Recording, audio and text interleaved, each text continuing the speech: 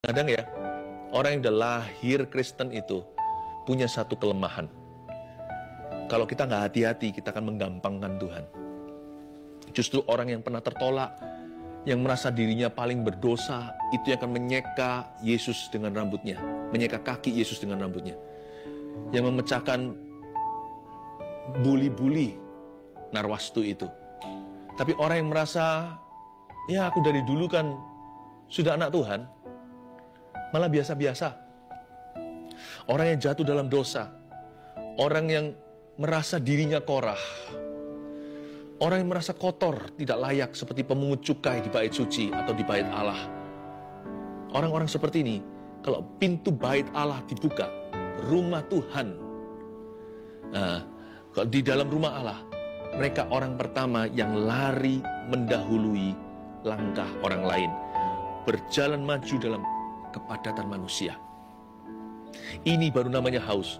Lalu yang membuat saya terpukau adalah bukan hanya dia maju mendahului mereka, tapi dia melangkah ke rumah Allah. Baca ini, dengan suara sorak-sorai dan dengan nyanyian syukur dalam keramaian orang-orang yang mengadakan perayaan. Ini Bani Korah kalau nyanyi di gereja yang paling kenceng suaranya. Bukan cari perhatian, tapi dia sungguh-sungguh menyembah. Ini yang saya sebut korban pujian. Kalau orang baik-baik saja, how are you? I'm fine, thank you. Kalau dia memuji Tuhan, ya lumrah lah. Semua orang kalau happy juga bisa berkata praise the Lord, ya kan? Siapa nggak bisa berkata puji Tuhan? Haleluya, jadi murah. Tapi waktu kita dalam tekanan jiwa, hai jiwaku, mengapa engkau tertekan? Kalau kita bisa maju melangkah ke rumah Allah dengan suara sorak-sorai seperti saat teduh bersama gini, sekalipun nggak ada orang yang melihat, nyanyian syukur kita itu kencang di rumah.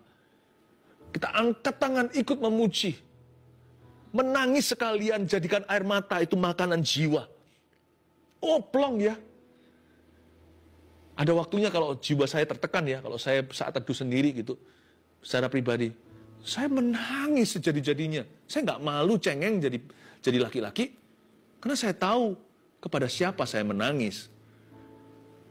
Ada waktunya saya pakai gitar saya, nyanyi nyembah, lagu belum selesai.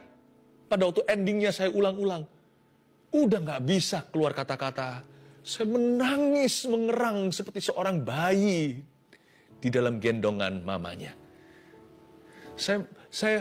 Tapi pada waktu air mata saya keluar di hadapan Tuhan seperti itu, beban itu terangkat, plong rasanya di dada, masalah masih ada, tapi saya sudah beda.